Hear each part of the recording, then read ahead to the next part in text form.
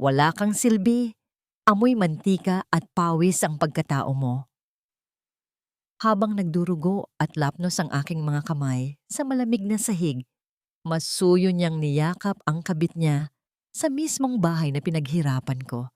Nilisan nila akong parang basura, ngunit ang apoy na tumupok sa aking nakaraan ay siya ring susunog sa kanilang kasakiman. Nagising na ang bagong ako. Handa na ba silang lamunin ang sarili nilang karma? Wala kang silbi, amoy mantika at pawis ang pagkatao mo. Habang nagdurugo at lapnos ang aking mga kamay sa malamig na sahig, masuyo niyang niyakap ang kabit niya sa mismong bahay na pinaghirapan ko. Nilisan nila akong parang basura. Ngunit ang apoy na tumupok sa aking nakaraan ay siya ring susunog sa kanilang kasakiman. Nagising na ang bagong ako. Handa na ba silang lamunin ang sarili nilang karma? Oo naman babe, naibenta ko na yung panaderya ng asawa kong pabigat. Nasa account mo na ang pera. Pambili natin ng kondo. Huwag ka nang mag-alala. Hindi malalaman ng tangang yon na peke ang pirma niya. Umalingaw-ngaw ang boses na yon mula sa naiwang tablet ni Hector sa ibabaw ng hapagkainan. Isang malamig at mapanuyang tinig na tila punyal na unti-unting ibinabaon sa dibdib ni Gemma.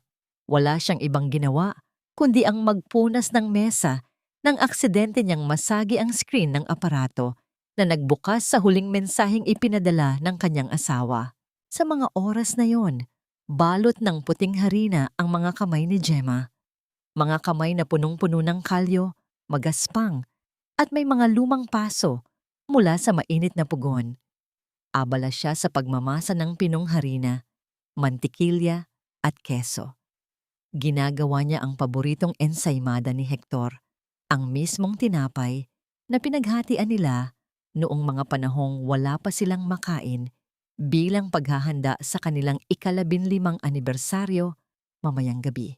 Ngunit pagkatapos marinig ang mensaheng iyon, tila tumigil ang pag-ikot ng mundo. Nanigas ang buong katawan ni Gemma. Walang luhang tumulo, walang palahaw, walang sigaw. Ang pinakamatinding sakit ay hindi nag-iingay, kundi tahimik na bumibiyak sa kaluluwa. Kusang nabitawan ng kanyang mga nanginginig na daliri ang tablet, na lumagpak sa malamig na marmol ng sahig at nag-iwan ng mahabang bitak sa salamin. Ang malambot na masa ng tinapay sa kanyang kanang kamay ay nakuyom niya ng napakahigpit hanggang sa tumagos ito sa kanyang mga daliri. Naramdaman niya ang matinding paninikip ng kanyang lalamunan na tila may nakabara na pumipigil sa kanyang paghinga. Namamanhid ang kanyang mga binti, ngunit pinilit niyang ihakbang ang mga ito patungo sa itim na leather bag ni Hector na nakapatong sa silya. Nanginginig ang kanyang mga balikat nang buksan niya ang zipper nito. Doon, sa ilalim ng mga folder ng kumpanya, nakita niya ang isang makapal na brown envelope. Nang ilabas niya ang laman, bumungad sa kanya ang isang deed of sale. Nakapangalan ang lumang panaderya ng kanyang mga yumaong magulang. Ang tanging pamana na nagpakain sa kanila, nagpaaral kay Hector hanggang sa makatapos ng kolehiyo at nagpatayo ng malaking bahay na ito. Sa ibaba ng papel, nakaguhit ang isang pirma na kamukhang-kamukha ng kanya. Ngunit alam ng puso niya na kailanman ay hindi niya isinuko ang huling alaala ng kanyang pamilya. Iginala ni Gemma ang kanyang paningin sa kabuuan ng kusina. Ang mamahaling chandelier, ang mga makinang nakagamitan, ang malawak na espasyong ito na binili ng bawat patak ng kanyang pawis at bawat oras ng kanyang pagpupuyat. Sa harap ng mainit na pugon, bigla siyang nakaramdam ng matinding pandidiri. Ang tahanang inakala niyang pugad ng kanilang pag-ibig ay itinayo pala sa ibabaw ng isang malaking kasinungalingan. Isa siyang pabigat, isang tanga, isang babaeng amoy mantika na pinakinabangan lamang at ngayon ay handa ng itapon. Mula sa labas ng bahay, nahagip ng kanyang paningin ang matalim na liwanag ng mga ilaw ng sasakyan na pumarada sa kanilang garahe. Namatay ang makina. Sumunod ang pamilyar na yabag ng mga sapatos na naglalakad palapit sa pintuan, sinasabayan ng isang masayang sipol ng paboritong kanta ni Hector. Nakatayo lamang si Gemma sa gitna ng madilim na kusina. Ang harina sa kanyang mga kamay ay unti-unting namumuo dahil sa lamig ng kanyang pawis habang mahigpit na nakakapit sa pekeng kontrata ng pagbebenta. Unti-unting bumukas ang pangunahing pintuan, nagpapapasok ng hangin mula sa labas. Sa gitna ng pagkawasak ng kanyang pagkatao, isang tanong ang patuloy na nag-uumapaw sa kanyang isipan, nag-aabang ng kasagutan sa gabing iyon ng pagtatapos. Paano mo yuyurakan ang demonyong minsang itinuring mong Diyos? Nanatiling estatwa si Gemma sa gitna ng kadiliman ng kusina habang naririnig ang boses ni Hector na papalapit. Gemma, bakit ang dilim dito? Wala pa bang pagkain? Nagugutom na ako. Reklamo ng kanyang asawa nang tuluyan itong makapasok. Binuksan ni Hector ang ilaw at ang biglaang liwanag ay tila sumugat sa mga mata ni Gemma. Mabilis na itinago ni Gemma ang duguang papel at ang bitak-bitak na tablet sa ilalim ng kitchen towel. Humarap siya kay Hector nang may blangkong mukha. Nakita niya ang bango at ayos ng kanyang asawa. Isang lalaking mukhang matagumpay, kagalang-galang, ngunit sa likod ng mamahaling pabango ay may amoy ng pagtataksil. Wala pang luto, Hector. Masama ang pakiramdam ko. Mahina niyang sagot. Hindi man lang siya tinignan ni Hector ng diretsyo. Abala ito sa pag-check ng kanyang cellphone habang nakangiti ng palihim. Kinabukasan, hindi sumama si Gemma sa panaderya. Sa halip bitbit ang huling lakas ng loob, tinuntun niya ang address na nakita niya sa kontrata, isang marangyang kondominium sa puso ng syudad. Habang nasa elevator, tinitigan ni Gemma ang kanyang refleksyon sa salamin. Mukha siyang matanda, pagod at ang kanyang mga kamay ay puno ng mga bakas ng harina at hirap. Kabaligtaran ng kinang ng gusaling kanyang kinalalagyan. Nang bumukas ang pinto ng Unit 1205, tila tumigil ang pintig ng puso ni Gemma. Doon, sa gitna ng sala na puno ng mga bagong kagamitan, nakita niya si Hector na nakayakap sa isang babaeng bata, makinis, at nakasuot ng mamahaling seda. Iyon si Stella, ang babaeng pinagbilhan ng kanyang pangarap. Gemma, anong ginagawa mo rito? Gulat na tanong ni Hector, ngunit agad itong napalitan ng galit. Sino ang nagbigay sa'yo ng karapatang sundan ako? Walang takot na inilabas ni Gemma ang pekeng kontrata. Ito ba ang dahilan kaya mo ako itinatapon, Hector? Ibinenta mo ang alaala ng mga magulang ko para lang sa marangyang buhay ng babaeng ito? Humakbang si Stella palapit, may mapanirang ngiti sa kanyang mga labi. Look at you, Gemma. Amoy pawis at harina ka pa rin. Hindi mo ba nakikita? Ikaw ang sumira sa buhay ni Hector dahil sa pagiging makaluma mo. Isang katulong na nagkataong naging asawa. Magnanakaw kayo. Sigaw ni Gemma habang pilit na inaabot ang kanyang mga gamit na nakita niyang nakadisplay sa kondo. Sinubukan niyang bawiin ang dokumento mula sa kamay ni Stella. Nagkaroon ng mainit na agawan. Sa gitna ng kaguluhan, mabilis na itinulak ni Stella si Gemma ng buong lakas. Nawalan ng balanse si Gemma. Ang kanyang katawan ay bumagsak ng pasubsob sa ibabaw ng mahabang kitchen island kung saan nakapatong ang isang tray ng mga bagong kulong tubig para sa tsa at isang set ng mga basong kristal. Sa isang iglap, bumuhos ang kumukulong tubig sa kanyang mga kamay habang ang mga kristal ay nagkadurog-durog sa ilalim ng kanyang mga palad. Isang matalim na sakit ang gumuhit sa kanyang buong pagkatao. Ang init ng tubig ay tila tumatagos hanggang sa buto, habang ang mga pira-pira ng salamin ay bumaon sa kanyang mga kalyo. Napahiga si Gemma sa malamig na sahig, nanginginig ang buong katawan, habang ang kanyang mga kamay ay namumula at nalalapnos sa harap ng kanyang mga mata. Hector, tulungan mo ako. Ang sakit. Pagmamakaawa ni Gemma, umaasang kahit katiting na awa ay meron pa ang lalaking minahal niya ng 15 taon. Ngunit si Hector ay nanatiling nakatayo sa tabi ni Stella.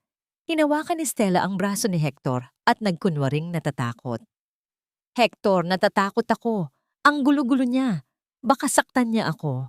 Tumingin si Hector kay Gemma nang may halong pandidiri.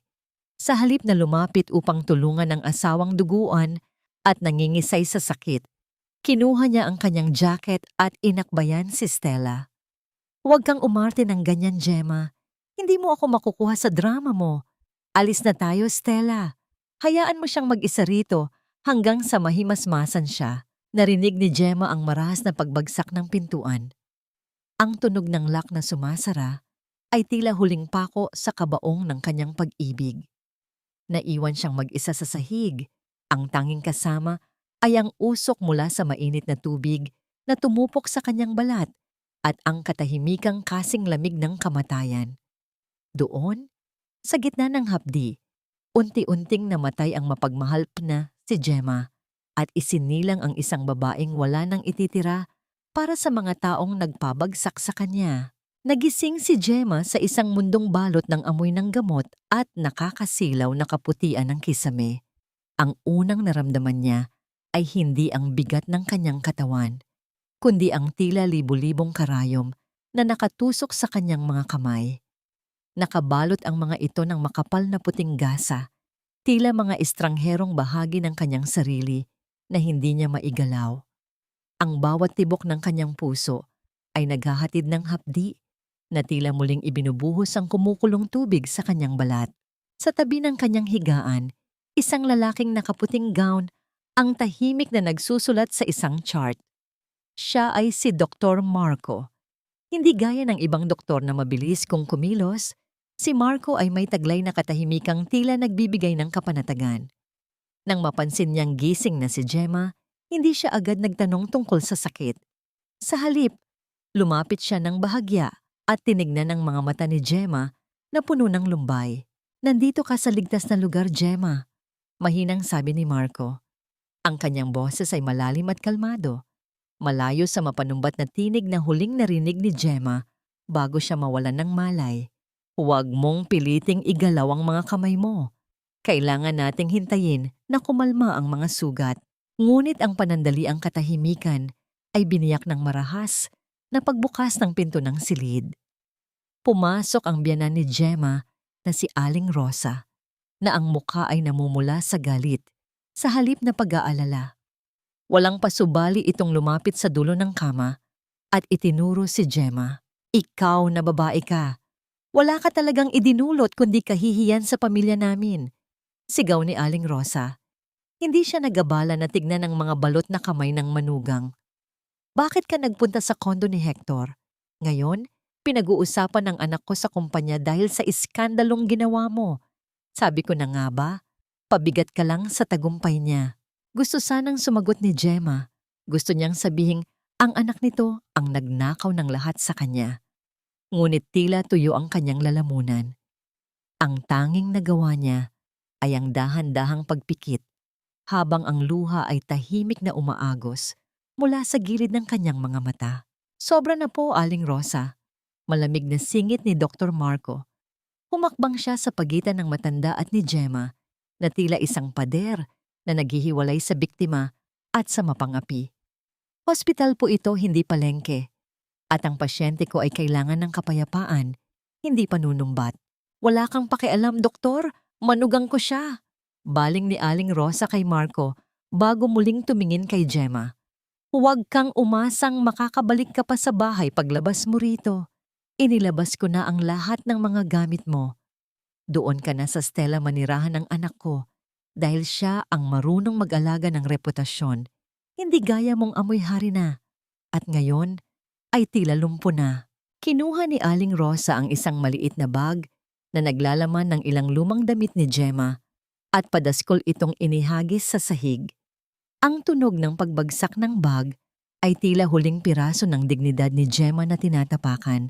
Pagkatapos nito ay mabilis na lumabas ang matanda. Iniwan ang isang katahimikang mas masakit pa kaysa sa mga sigaw. Lalapitan sana ni Marco ang bag upang pulutin ito. Ngunit nakita niyang nakatitig si Gemma sa kanyang mga kamay. May kung anong takot na rumihistro sa mukha ng babae. Doc, gumaralgal ang boses ni Gemma.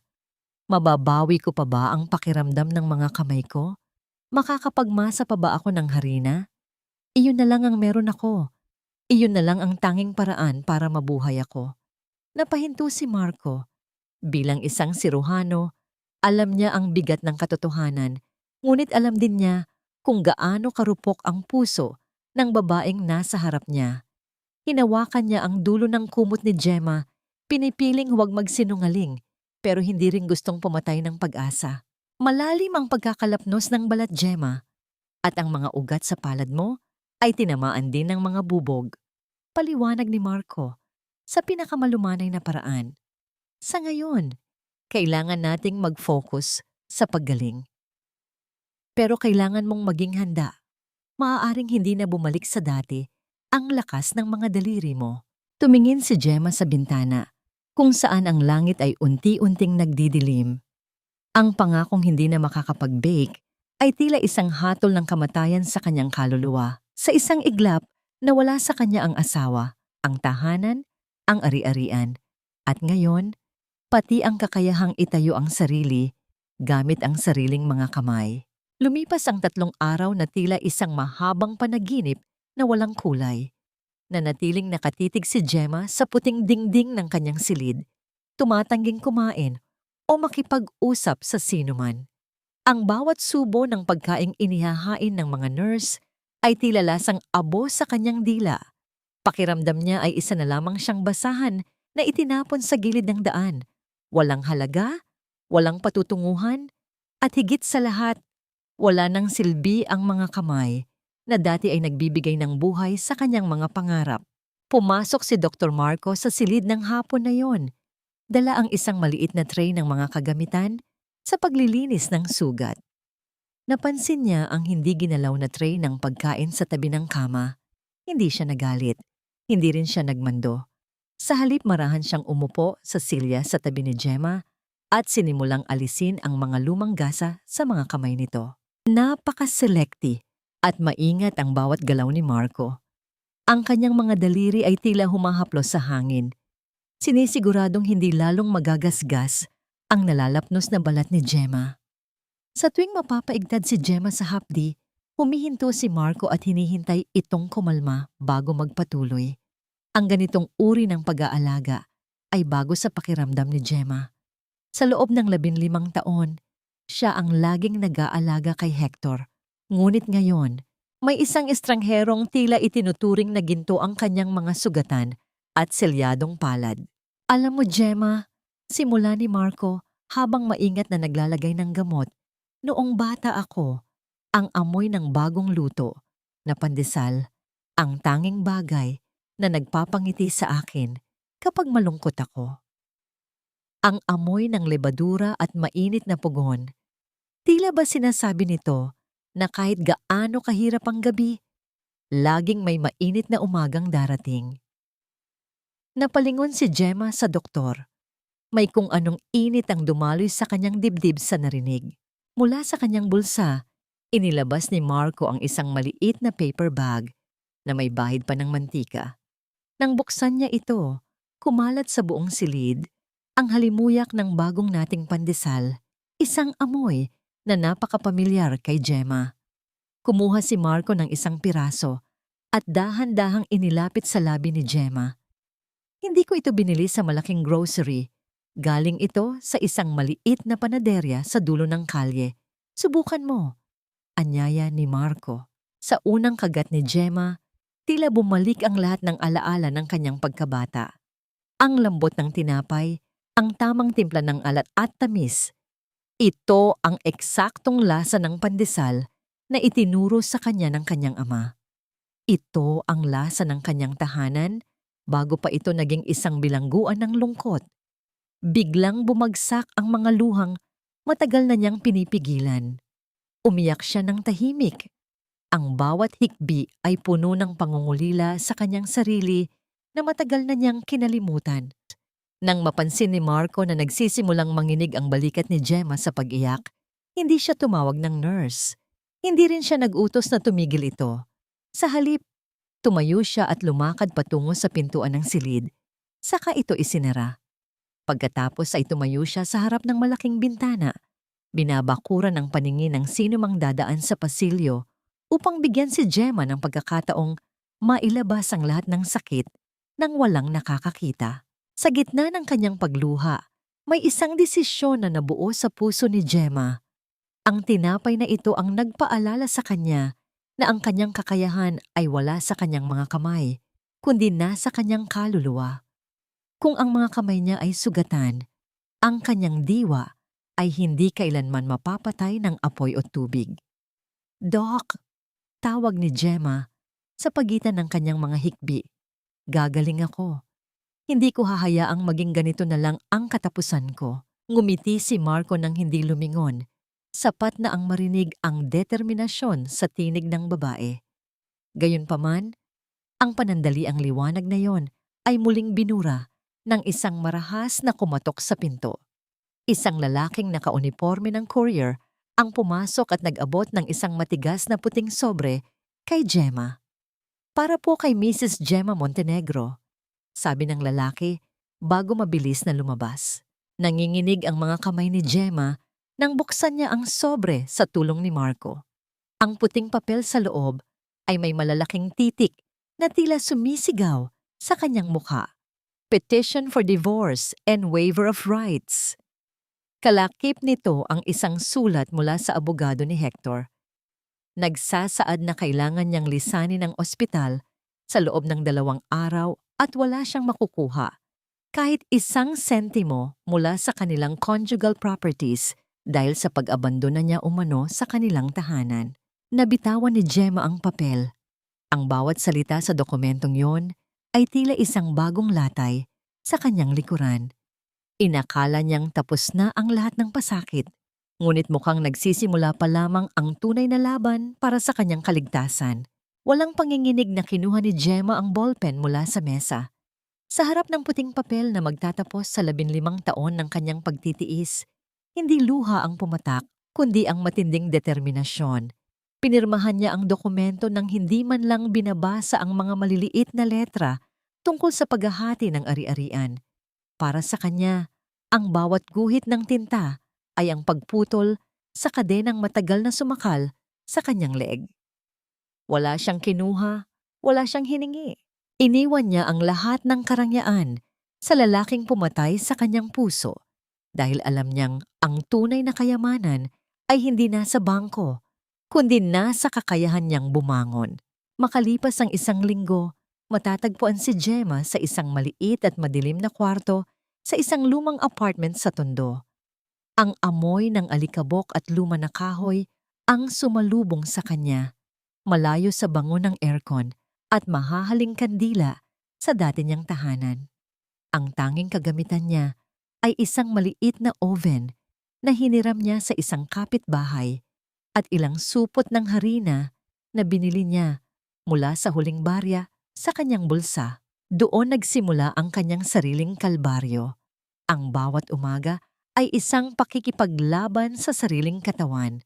Sinubukan ni Gemma na magmasa ng harina, ngunit sa tuwing itutulak niya ang kanyang mga palad sa malagkit na dough, tila binabatak ang kanyang mga sariwang peklat. Ang balat na nalapnos ay hindi pa ganap na nababalik ang pagkalastiko. Bawat galaw ay nagdudulot ng matatalim na kirot na gumuguhit hanggang sa kanyang balikat. May mga pagkakataong bumubuka ang mga masaselang bahagi ng kanyang mga sugat, nag-iiwan ng bahid ng kulay rosas sa maputing harina. Napaupo si Gemma sa sahig, humihingal sa sakit habang nakatitig sa kanyang mga nanginginig na kamay. Gusto na niyang sumuko, gusto na niyang maniwala sa sinabi ng biyenan niya na wala na siyang silbi. Ngunit sa gitna ng kanyang kawalan ng pag-asa, narinig niya ang marahang kumatok sa kanyang pintuan. Bumukas ang pinto at iniluwan nito si Dr. Marco. Hindi siya naka-gown, nakasuot lamang siya ng simpleng t-shirt, ngunit ang kanyang mga mata ay puno pa rin ng parehong malasakit. May dala siyang isang maliit na garapon ng cream at isang supot ng prutas. Hindi siya nagtanong kung bakit ganoon ang hitsura ng paligid. Naupo siya sa tabi ni Gemma sa sahig na tila ba yun ang pinakamarangyang lugar sa mundo. Hindi mo kailangang madaliin ang lahat, Gemma, mahinang sabi ni Marco habang kinuha ang kanyang mga kamay. Binuksan niya ang garapon at sinimulang imasahe ang cream sa mga peklat nito. Ang lamig ng gamot at ang init ng mga daliri ni Marco ay tila nagpapahupa sa bagyong nagaganap sa loob ni Gemma.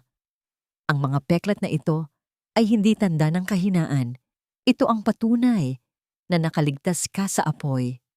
Huwag mong pilitin ang sarili mo na maging perpekto agad. Pero Doc, kung hindi ako magtatrabaho, paano ako mabubuhay? Tanong ni Gemma. Ang kanyang boses ay puno ng pagod. Gamitin mo ang iyong isip, hindi lang ang iyong lakas. Payo ni Marco. Maari kang gumamit ng mixer o di kaya'y gumawa ng mga tinapay na hindi nangangailangan ng matinding pagmasa. Ang mahalaga ay ang lasa, ang puso na inilalagay mo sa bawat luto. Nang umalis si Marco, naiwan ang isang bagong liwanag sa silid. Sinunod ni Gemma ang payo nito. Sa gabing iyon, sa halip na sumuko, gumawa siya ng isang munting batch ng ensaymada gamit ang diskarteng mas banayad sa kanyang mga kamay. Binantayan niya ang oven ng buong gabi, dinadamdam ang bawat pagbabago ng init hanggang sa lumabas ang bango na matagal na niyang hinahanap. Nang matapos ang unang tray, kumuha siya ng isa at tinikman ito. Ang tamis ay humalo sa alat ng kanyang mga luha. Luhang hindi na galing sa sakit, kundi sa tagumpay.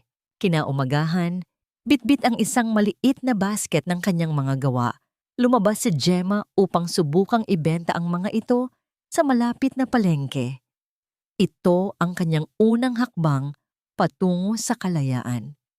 Ngunit habang naglalakad siya sa masikip na eskinita, isang grupo ng mga lalaking nakatambay ang biglang humarang sa kanya.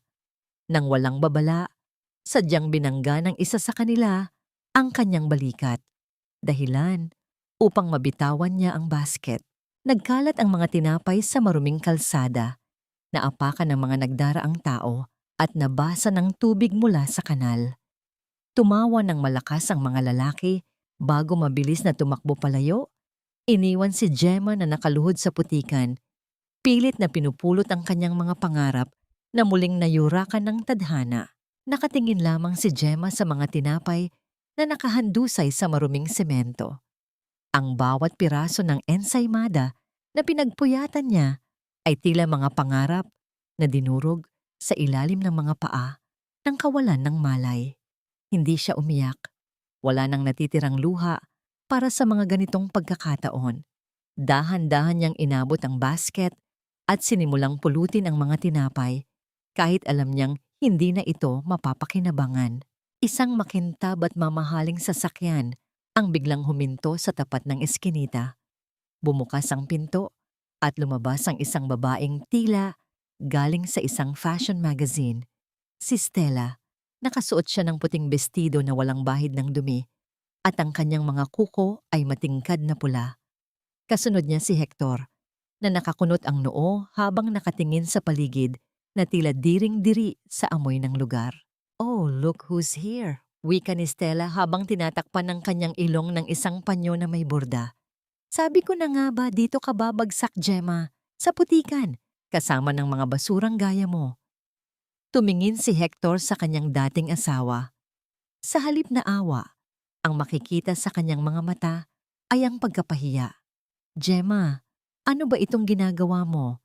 Pinapahiya mo ang pangalan ko. Kung kailangan mo ng pera, sana ay hindi ka nagpapakitang gilas sa kalsada na parang pulubi. Tumayo si Gemma ng tuwid. Bitbit ang basket na puno ng dumi.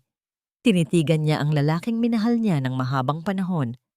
Wala na akong kinalaman sa pangalan mo, Hector. At ang pagtatrabaho ng marangal ay hindi kailanman naging nakakahiya. Ang nakakahiya ay ang magnakaw ng pangarap ng iba para lang ipangregalo sa isang ahas. Nanlisik ang mga mata ni Stella. Humakbang siya palapit at tinignan ang mga tinapay sa basket. Ito ba ang ipinagmamalaki mo? Ang mga basag-basag na tinapay na ito? Bagay lang sa'yo ang matira sa dumi dahil kahit anong gawin mo, isa ka lang namang hamak na panadero na amoy usok.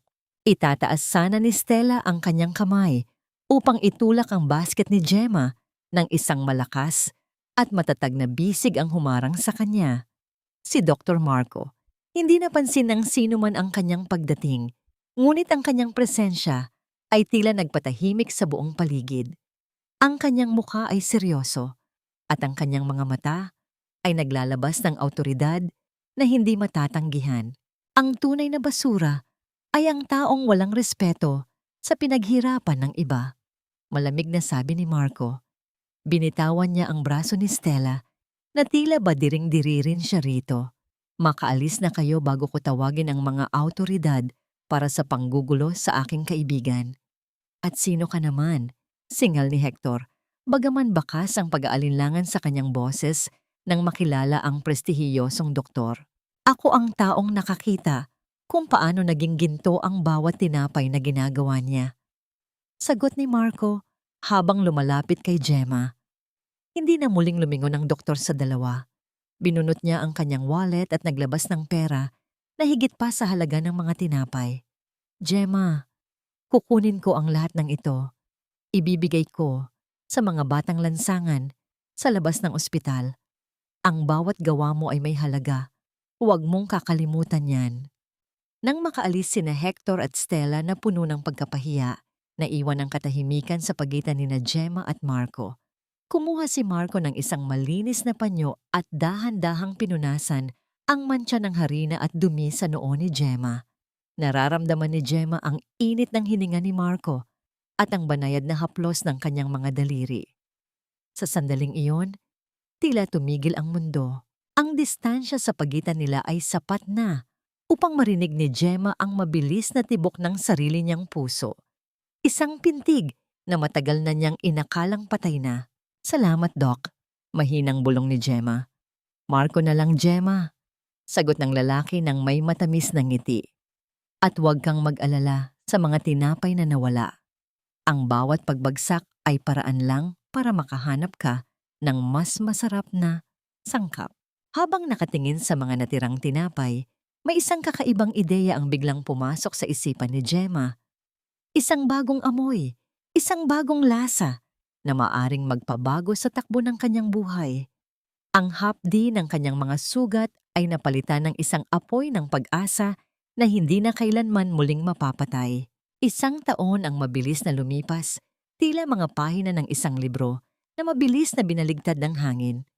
Ang maliit at madilim na kwarto sa tondo ay napalitan na ng isang maliit ngunit malinis na kiosk sa gilid ng isang abalang kalsada. Ang karatula nito, na may nakasulat na kiosk ni Gemma, ay simple lamang. Ngunit ang bango ng mga tinapay na nagmumula rito ay sapat na upang pahintuin ang sino mang dumadaan. Ang mga kamay ni Gemma ay hindi nabalot ng gasa. Bagaman nananatili ang mga peklat, mga puti at kulubot na marka na tila mapa ng kanyang nakaraan, hindi na ito nanginginig.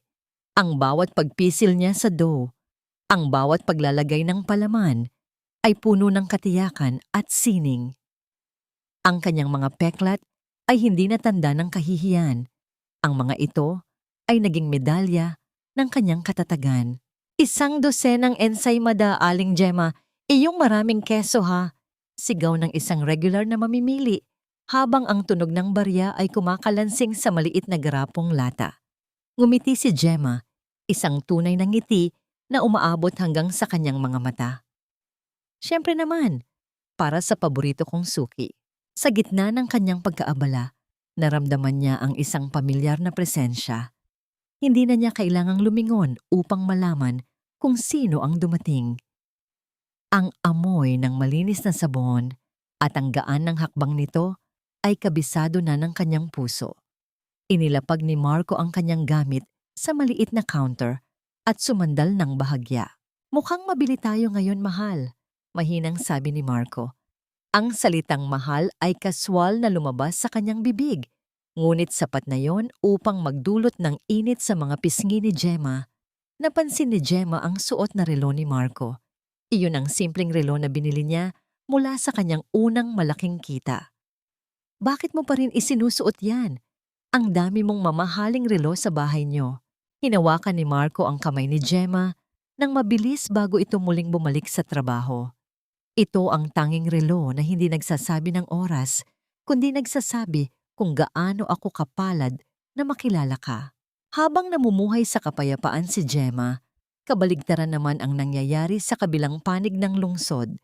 Sa loob ng isang marangyang opisina na tila uentunting nagiging bilangguan, nakaupo si Hector habang nakatitig sa mga nagtataasang bayarin. Ang kumpanyang dati ay matatag ay unti-unting nauubusan ng pondo.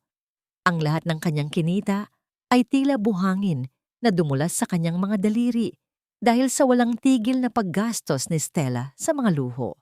Hector, kailangan ko ng bagong credit card. Na-decline ang gamit ko sa mall kanina. Nakakahiya.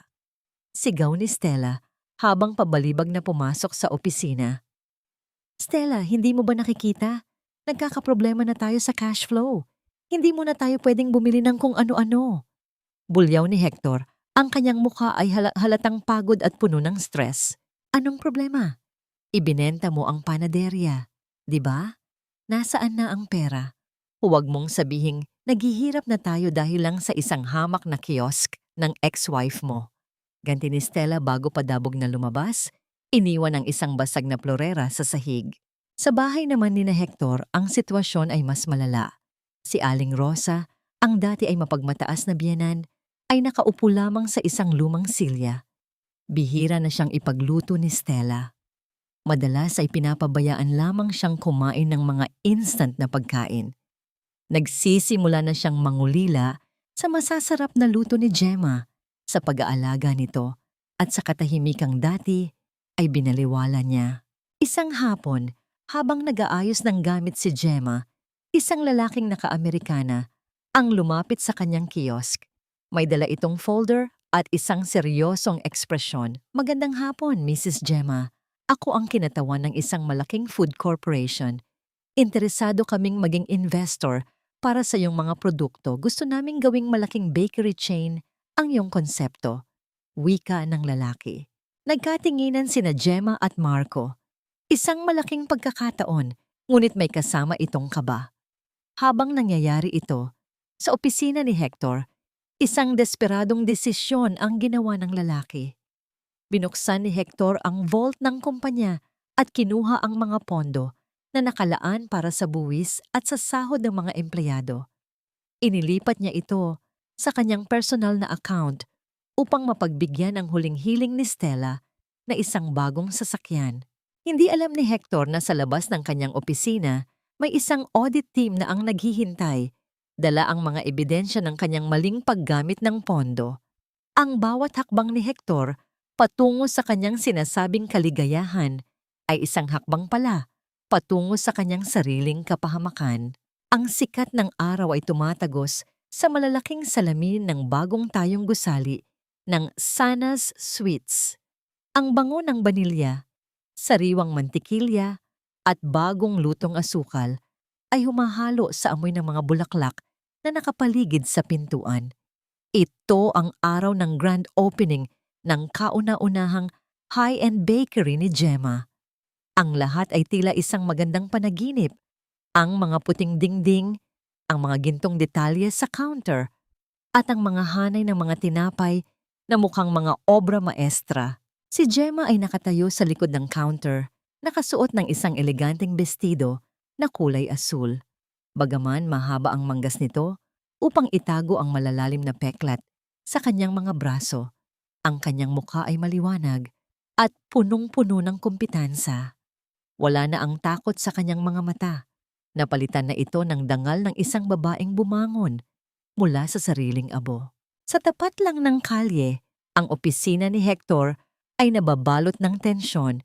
Napansin ni Stella ang kumpol ng mga tao sa bagong bakery at ang marangyang dekorasyon nito. Hector, tignan mo yon. Mukhang napakasikat ng bagong shop na yan. Gusto ko ng cake mula dyan, tara. Tignan natin. Pagyayaya ni Stella habang hinihila ang braso ni Hector. Pagod at balisa, sumama si Hector upang patahimikin lamang ang kanyang kasintahan. Pagpasok nila sa Sana's Sweets, bumungad sa kanila ang isang mundo ng karangyaan na hindi nila inasahan. Ang mga tao ay nagbubulungan tungkol sa kung gaano kasarap ang mga tinapay at kung gaano kagaling ang may-ari nito. Nang makarating sila sa harap ng counter, tila tumigil ang tibok ng puso ni Hector. Ang babaeng tinatawag ng lahat na Ma'am Gemma ay ang asawang tinalikuran niya at itinapon na parang basura. Si Gemma ay nakangiti habang nakikipag-usap sa isang customer, ngunit nang magtama ang kanilang mga mata, ang kanyang nangiti ay naging isang pader ng yelo. Gemma, bulalas ni Hector. Ang kanyang boses ay puno ng hindi makapaniwalang tono. Paano? Paano mo nagawa ang lahat ng ito? Tinignan ni Stella si Gemma mula ulo hanggang paa. Ang kanyang mukha ay namula sa inggit. Siguro may mayamang matanda kang kinapitan, kaya ka nakapagpatayo nito, no? Hindi ka pani-paniwalang ang isang amoy hari ng gaya mo ay magkakaroon ng ganitong klaseng lugar. Ngumiti ng bahagya si Gemma, isang malamig at matapang na ngiti. Iba ang amoy ng tagumpay sa amoy ng magnanakaw, Stella. Ang lugar na ito ay itinayo ng bawat patak ng dugo at pawis mula sa mga kamay na sinira nyo. At tungkol sa mayamang matanda na sinasabi mo, baka nakalimutan mong hindi lahat ng tao ay kailangang magnakaw para magkaroon ng dignidad. Huwag kang mayabang, Gemma! Singal ni Hector, pilit na itinatago ang kanyang pagkapahiya sa harap ng maraming tao. Baka nakakalimutan mong utang mo sa akin ang lahat ng alam mo. Wala akong utang sa iyo, Hector. Ang 15 taon ng pagsisilbi ko ay sapat na kabayaran para sa lahat ng kasalanang ginawa mo. Sagot ni Gemma bago itinuro ang pintuan. Makakaalis na kayo. Hindi tumatanggap ang shop na ito ng mga taong ang tanging dala ay polusyon sa hangin. Lalapit sana si Hector upang gumawa ng gulo nang isang matikas na lalaki ang lumabas mula sa opisina ni Gemma at humarang sa kanila. Si Dr. Marco na nakasuot ng isang mamahaling suit ay tumayo sa tabi ni Gemma at dahan-dahang inilagay ang kanyang kamay sa baywang ng babae. Isang protektibong kilos na nagpahinto kay Hector. May problema ba rito, mahal? Tanong ni Marco. Ang kanyang boses ay malalim at puno ng awtoridad. Ang salitang mahal ay tila isang sampal sa mukha ni Hector. Tinitigan niya si Marco, ang lalaking alam niyang mas mataas, mas mayaman, at mas kagalang-galang kaysa sa kanya. Ang selos at inggit ay gumuhit sa mukha ni Hector. Wala naman, Marco. Paalis na rin ang mga hindi imbitadong bisita. Sagot ni Gemma habang nakatingin ng diretso kay Hector. Padabog na lumabas sina Hector at Stella. Ngunit paghakbang nila sa labas ng pintuan, isang panibagong dagok ang sumalubong sa kanila. 2 lalaking nakauniporme ang nakatayo sa tapat ng sasakyan ni Hector habang kinakabitan nito ng towing cable. Sir, kailangang hatakin ang sasakyang ito dahil sa hindi pagbabayad ng loan sa loob ng 3 buwan. Wika ng isa sa mga lalaki. Napanganga si Stella sa galit habang si Hector ay napayuko sa hiya. Mula sa loob ng bakery, sa likod ng malinis na salamin, nakita ni Gemma ang eksenang yon. Hindi siya nagdiwang, hindi siya tumawa. Ang tanging naramdaman niya ay ang bigat ng isang yugto ng kanyang buhay na tuluyan nang natapos habang ang bango ng tagumpay ay patuloy na bumabalot sa kanyang bagong simula. Hindi na mabilang ni Hector ang dami ng mga sigarilyong kinalat niya sa ashtray habang nakatitig sa mga pulang numero sa kanyang computer screen. Ang bawat pirma niya sa mga maling dokumento, ang bawat pondong kinuha niya mula sa kumpanya upang ipambili ng mga luho ni Stella ay tila naging mga rehas na unti-unting kumukulong sa kanya. Ang audit team ay nasa labas na ng kanyang pintuan at alam niyang sa loob ng ilang araw, ang kanyang pangalan na dati ay kagalang-galang ay mababahiran ng dumi ng krimen. Habang nangyayari ang gulo sa opisina, ang mansyon ni na Hector ay nababalot ng isang nakabibinging katahimikan. Si Aling Rosa ay nakaupo sa kanyang wheelchair sa gilid ng bintana. Tuyo ang labi at kumakalam ang sikmura. Ang baso ng tubig sa kanyang tabi ay walang laman at ang huling pagkain niya ay kaninang umaga pa. Bumukas ang pinto ng kwarto at pumasok si Stella. Suot ang isang napakaikling bestido at bitbit ang kanyang mamahaling handbag, ni hindi niya tinignan ng matanda.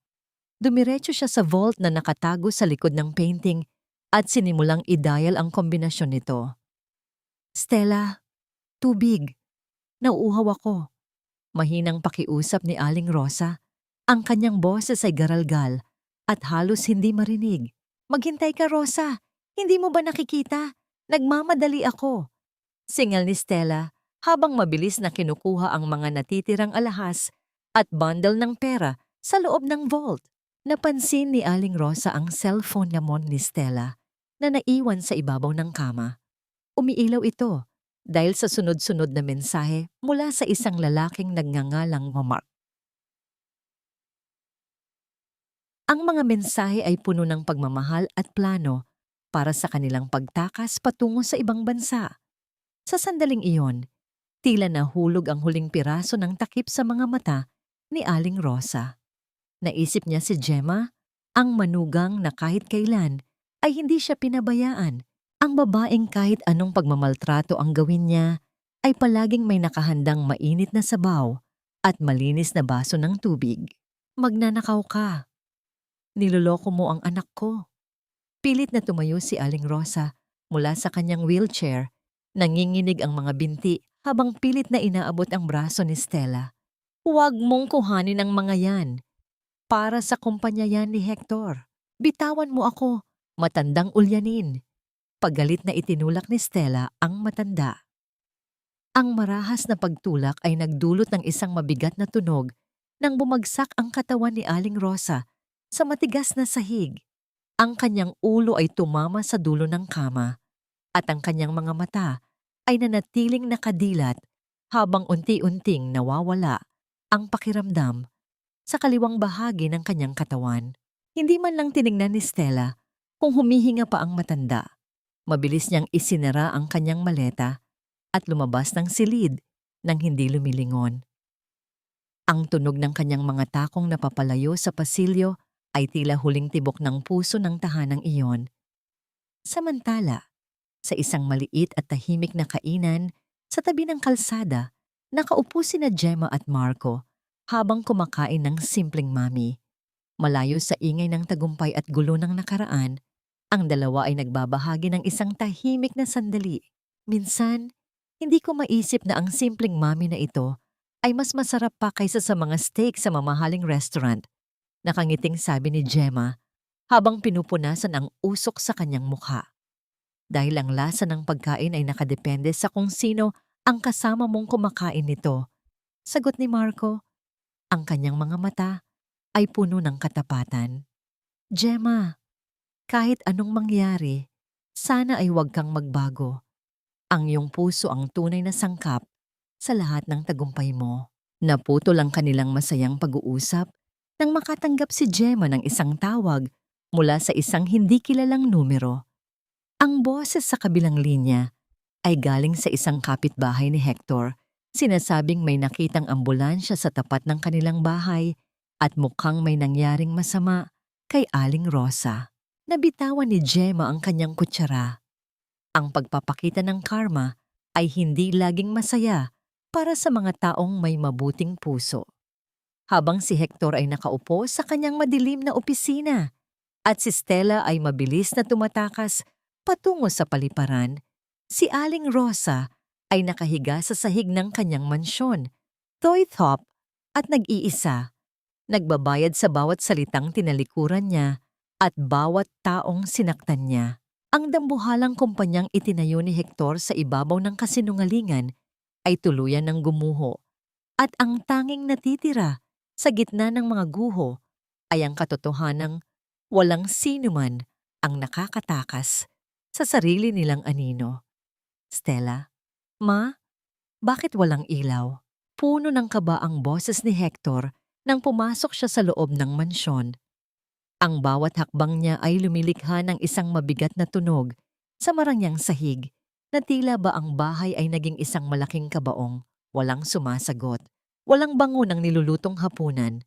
Ang tanging naroon ay ang malamig na simoy ng hangin mula sa naiwang bukas na bintana. Pag-akyat niya sa silid, Bumungad sa kanya ang isang tanawing hinding-hindi niya malilimutan. Nakabukas ang vault, nakakalat ang mga walang laman na kahon ng alahas at ang aparador ay halos wala ng laman. Ang lahat ng pinaghirapan niya, pati na ang perang ninakaw niya mula sa kumpanya, ay naglahong parang bula, kasama ni Stella. Ngunit ang mas matinding dagok ay nang makita niya ang kanyang ina, si Aling Rosa, na nakahandusay sa tabi ng kama. Nakadilat ang mga mata nito, ngunit ang kaliwang bahagi ng kanyang muka ay tila bumagsak at hindi na maigalaw. Sinubukan ni Aling Rosa na magsalita, ngunit ang tanging lumabas sa kanyang mga labi ay isang garalgal na tunog na walang kahulugan. "Ma! Anong nangyari? Ma, magsalita ka!" Hiyaw ni Hector habang pilit na binubuhat ang kanyang ina. Naramdaman niya ang matinding panginginig ng kanyang sariling mga kamay. Ang takot na nararamdaman niya ay hindi para sa kanyang ina, kundi para sa sarili niyang buhay na unti-unti nang naglalaho.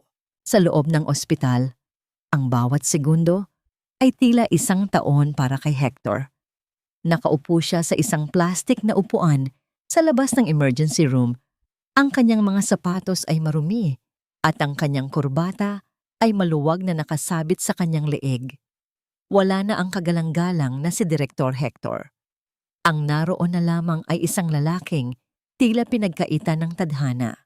"Sir, kailangan po nating isalang sa operasyon ang pasyente dahil sa pagbabara ng ugat sa utak." Wika ng isang nurse na lumapit sa kanya, dala ang isang makapal na folder. "Kailangan po nating bayaran ang initial deposit na 50,000 piso bago tayo magpatuloy."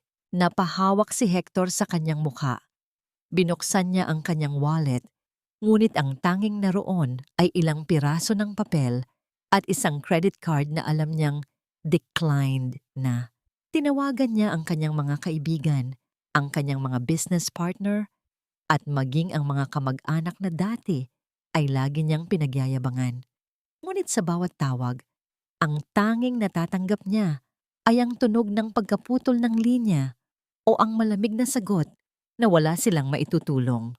Sa sandaling iyon, tila isang malaking pelikula ang naglaro sa isipan ni Hector. Naalala niya kung paano siya inalagaan ni Gemma noong siya ay may sakit. Naalala niya kung paano ito nagpupuyat sa panaderya para lang may maipambayad siya sa kanyang mga utang. Ngunit ang bawat alaala ng kabutihan ni Gemma ay tila isang latay ng latigo sa kanyang konsensya. Tumayo si Hector at lumabas ng ospital. Hinahayaan ang malamig na ulan na tumama sa kanyang mukha. Wala siyang pera, wala siyang kumpanya, wala siyang kasintahan. At ngayon, ang tanging taong natitira sa kanya ay ang kanyang inang Doy Thop ang buhay. Isang desperadong desisyon ang nabuo sa kanyang isipan. Alam niyang may isang tao na hindi kailanman nagdamot. Isang taong may pusong kasing tamis ng mga tinapay na niluluto nito. Kahit na alam niyang ito na ang pinakamababang antas ng kanyang pagkatao, naglakad siya patungo sa kalsadang alam niyang naroon ang liwanag ni Gemma. "Patawarin mo ako, Gemma." "Patawad." Mahina niyang bulong. Tinatangay ng hangin ang bawat salita. Sa bawat hakbang niya, ramdam niya ang bigat ng kanyang mga nagawa. Parang dahan-dahang pagharap sa hindi na maiiwasang bunga ng kanyang mga desisyon. Ang laso ng kasakiman na matagal niyang pinayagan sa kanyang puso ay unti-unting sumisingaw sa kanyang buong pagkatao. At sa sandaling iyon, iisa lamang ang naiisip niya, ang kapatawarang matagal na niyang hiniling, ngunit hindi na niya matiyak kung karapat-dapat pa siyang tumanggap. Ang ulan ay walang tigil na bumubuhos. Tila ba nakikidalamhati ang langit sa pagguho ng isang hubog na imperyo. Sa loob ng Sana Suites, ang mainit na liwanag ng chandelier ay nagbibigay ng isang mapayapang pakiramdam. Abala si Gemma sa pag-aayos ng mga huling tray ng tinapay bago isara ang shop. Ang bawat galaw niya ay dahan-dahan, puno ng katiwasayan, habang ang amoy ng bagong lutong pandesal ay bumabalot sa kanya na tila isang mainit na yakap. Isang anino ang biglang humarang sa labas ng malaking salamin ng pintuan. Isang lalaking basang-basa, nakaluhod sa gitna ng kalsada, habang ang kanyang mga kamay ay nakadikit sa salamin. Si Hector. Wala na ang mamahaling suit, wala na ang kintab ng kanyang mga sapatos. Ang kanyang mukha ay maputla, ang mga mata ay lubog, at ang kanyang buong katawan ay nanginginig, hindi lang dahil sa lamig, kundi dahil sa matinding kahihiyan. Dahan-dahang binuksan ni Gemma ang pinto. Ang tunog ng ulan ay pumasok sa loob. Kasabay ng malamig na hangin, hindi siya lumabas. Nanatili siyang nakatayo sa ilalim ng silong, tinitignan ang lalaking dating naging mundo niya. Gemma, pakiusap. Gumaralgal ang boses ni Hector. Ang bawat salita ay may kasamang hininga ng desperasyon. Ang mama, nasa ospital siya. Wala akong pera, Gemma. Ninakaw ni Stella ang lahat. Patawarin mo ako. Kahit para na lang sa mama, tulungan mo ako. Nanatiling tahimik si Gemma. Tinitigan niya ang mga kamay ni Hector na nakahawak sa kanyang sapatos. Pagkatapos ay tinigingnan niya ang sarili niyang mga kamay, ang mga mapuputing peklat na kailanman ay hindi na mabubura. Ang bawat marka ng pasong iyon ay nagpaalala sa kanya ng gabing iniwan siya ni Hector na nag-iisa sa sakit. Naalala mo ba ang gabing iyon, Hector? Mahinang tanong ni Gemma. Ang kanyang boses ay hindi galit. Mas masakit ito dahil sa kawalan ng anumang emosyon. Noong nagmakaawa ako sa iyo na tawagan ang ambulansya dahil hindi ko na kaya ang hapdi. Noong tinalikuran mo ako habang nakahiga ako sa sahig dahil mas mahalaga sa iyo ang luho ng kabit mo. Patawad, Gemma. Nagkamali ako. Gagawin ko ang lahat. Magiging katulong mo ako. Pagsisilbihan kita. Huwag mo lang pabayaan ng mama. Sigaw ni Hector. Ang kanyang mga luha ay humahalo sa patak ng ulan sa kanyang mukha. Kahit alang-alang na lang sa pagtulong sa iyo ng papa ko nung mamatay ang mga magulang mo, may utang na loob ka sa pamilya namin. Isang mapait na ngiti ang gumuhit sa mga labi ni Gemma. Utang na loob. Yan ang huling sandata mo, Hector. Ang gamitin ng kabutihan ng taong matagal nang wala para pagtakpan ang sarili mong kasamaan. Bumalik si Gemma sa loob at kinuha ang isang makapal na puting sobre mula sa drawer. Lumabas siya muli at binitiwan ang sobre sa harap ni Hector. Ang sobre ay bumagsak sa putikan, nabasa ng ulan, ngunit nanatiling buo ang laman nito. Ito ang lahat ng kinita ko sa unang buwan ng shop na ito, wika ni Gemma. Ibayad mo yan sa ospital. Pero tandaan mo ito, Hector. Ang perang ito ay hindi para sa'yo. Hindi rin ito dahil sa mahal pa kita. Ito ang huling kabayaran ko para sa utang na loob ko sa papa mo. Mula sa segundong ito, wala na akong utang sa inyo. Wala na tayong koneksyon. Susubukan sanang hawakan ni Hector ang kamay ni Gemma. Ngunit mabilis na umatras ang babae. Sa sandaling iyon, ang asul at pulang liwanag ng mga sasakyan ng pulis ay nagsimulang magningning sa dulo ng kalye. Ang tunog ng mga sirena ay papalapit, tila mga hatol na hindi na matatatakasan. Hector Montenegro, ikaw ay inaaresto sa kasong estafa at maling paggamit ng pondo ng kumpanya.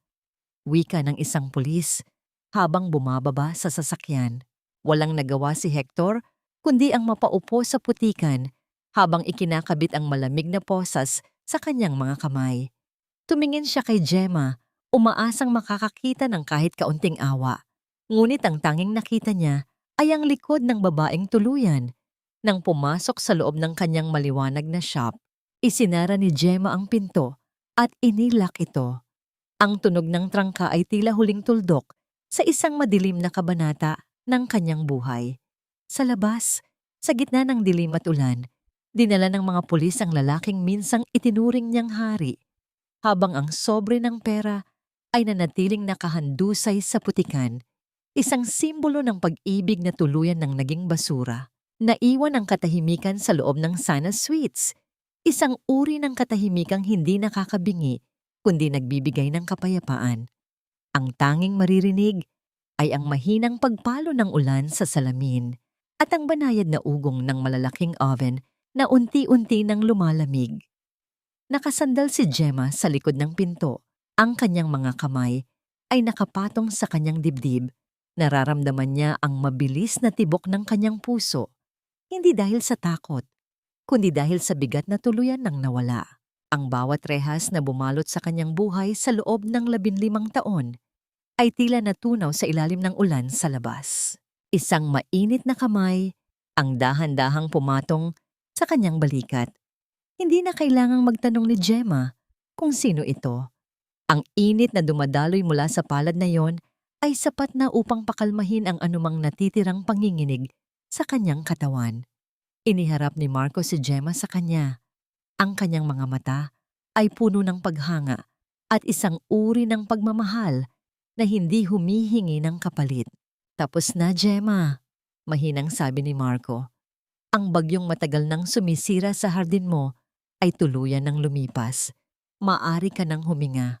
Inakay ni Marco si Gemma patungo sa isang maliit na silya sa sulok ng shop. Kumuha siya ng isang baso ng mainit na gatas at inilagay ito sa pagitan ng mga kamay ni Gemma.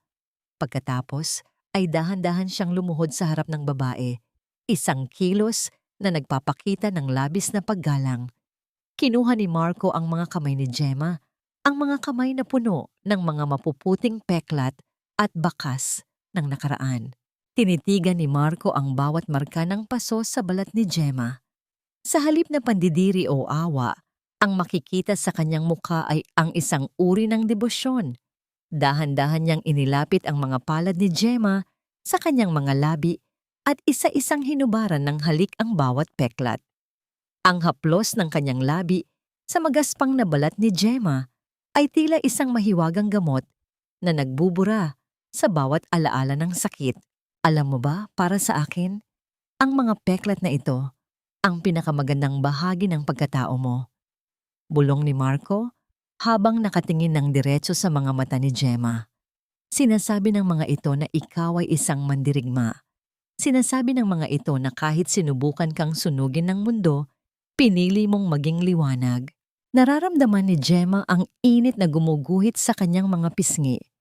Ang kanyang puso, na dati ay tila isang tuyong lupa, ay nagsisimulang tubuan ng mga bagong usbong ng pag-asa. Bakit ako, Marco? Maraming mas bata, maraming mas maganda, maraming walang dalang bagahe ng nakaraan. Umiling si Marco at hinawakan ng mas mahigpit ang mga kamay ni Gemma. Dahil ikaw lang ang nakakaintindi kung paano gawing matamis ang pinakamapait na karanasan. Hindi kita mahal dahil sa perpekto ka, Gemma. Mahal kita dahil sa kabila ng lahat ng pagkawasak mo, pinili mong manatiling buo para sa ibang tao. At ngayon, hayaan mo naman na ako ang bumuo sa iyo. Sa gitna ng mainit na liwanag ng shop, dahan-dahang isinandal ni Gemma ang kanyang ulo sa balikat ni Marco. Ang amoy ng malinis na sabon ni Marco at ang bango ng tinapay sa paligid ay naghalo. Lumilikha ng isang bango na tinatawag niyang tahanan. Wala silang kailangang sabihin. Ang katahimikan ay sapat na upang ipahayag ang pangako ng isang kinabukasan na hindi na muling babalutin ng takot. Hinalikan ni Marco ang noo ni Gemma nang matagal, isang halik na tila selyo ng proteksyon at pagmamahal. Sa sandaling iyon, ang nakaraan ni Gemma, ang pananakit ni Hector, ang pagtataksil ni Stella, at ang kawalang hiyaan ng kanyang biyenan ay naging mga anino na lamang na malayo sa katotohanan. Ang Sana Sweets ay hindi lamang naging isang tindahan ng tinapay. Ito ay naging isang kanlungan, isang santuwaryo, kung saan ang isang pusong sugatan ay muling natutong tumibok. Habang ang ulan sa labas ay unti-unting humihina. Isang bagong umaga ang nag-aabang, isang umagang hindi na amoy usok ng nakaraan, kundi amoy ng bagong lutong pag-asa at pag-ibig na kailanman ay hindi na muling mawawala. 3 taon ang mabilis na lumipas, tila mga dapit hapong mabilis na naging umaga. Ang bango ng bagong lutong pandesal at ensaymada ay nananatiling hudyat ng simula ng araw sa loob ng malawak at modernong kusina ni Gemma. Ngunit hindi na ito ang maliit at madilim na silid sa tondo. Ang Sana's Sweets ay naging isa ng malaking pangalan, isang simbolo ng katatagan at tagumpay na kinikilala sa buong lungsod. Huminto si Gemma sa harap ng malaking bintana ng kanyang opisina. Hinawakan niya ang kanyang mga kamay. Ang mga mapuputing peklat ay naroon pa rin, tila mga tapat na saksi sa lahat ng kanyang pinagdaanan. Ngunit sa halip na hapdi, ang bawat marka ay nagpapaalala sa kanya ng kanyang sariling lakas. Ang mga kamay na dati ay sinubukang sirain ng apoy at tubig ay ang mga kamay na ngayon ay nagbibigay ng trabaho at pag-asa sa daan-daang tao. Mula sa malayo, sa tapat ng kalsada, nahagip ng kanyang paningin ang isang lalaking nakauniporme ng kumpanya ng kalinisan. Marumi ang kanyang suot, nakayuko, at mabilis na nagwawalis ng mga tuyong dahon sa gilid ng bangketa. Si Hector. Matapos ang 2 taon sa kulungan dahil sa estafa, lumabas siyang walang-wala. Ang kumpanyang ninakaw niya ay gumuho at ang mansyong dati ay kanyang ipinagmamalaki ay kinuha na ng bangko. Sinasabing inaalagaan niya ngayon ang kanyang inang si Aling Rosa sa isang maliit na barong-barong. Ang matandang dati ay mapagmataas na ngayon ay hindi na makapagsalita at nakadepende na lamang sa limos ng anak. Nagtagpo ang kanilang mga mata sa loob ng ilang segundo. Mabilis na nag-iwas ng tingin si Hector. Ang kanyang mga balikat ay tila bumigay sa ilalim ng bigat ng hiya at pagsisisi.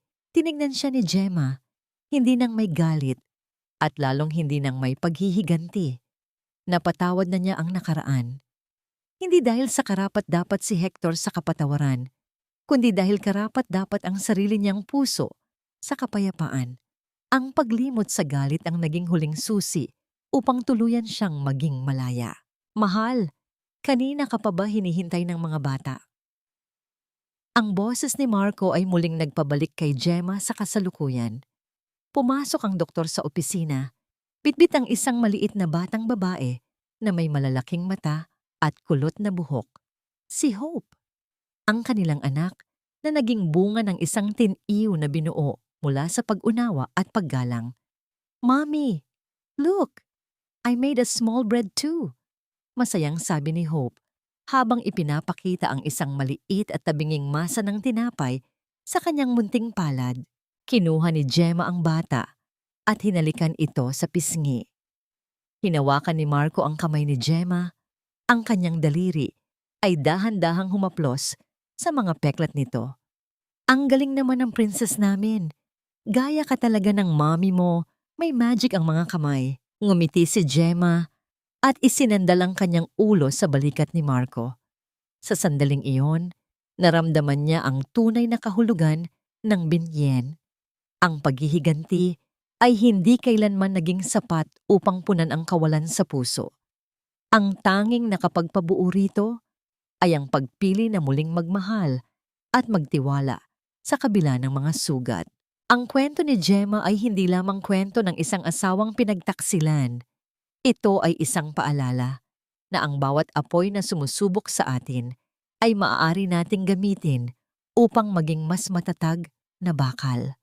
Ang bawat peklat ay hindi dumi sa balat, kundi medalya ng isang mandirigmang hindi sumuko sa hamon ng tadhana. Sa bawat kagat ng tinapay na kanyang niluluto, nananatili ang lasa ng pag-asa.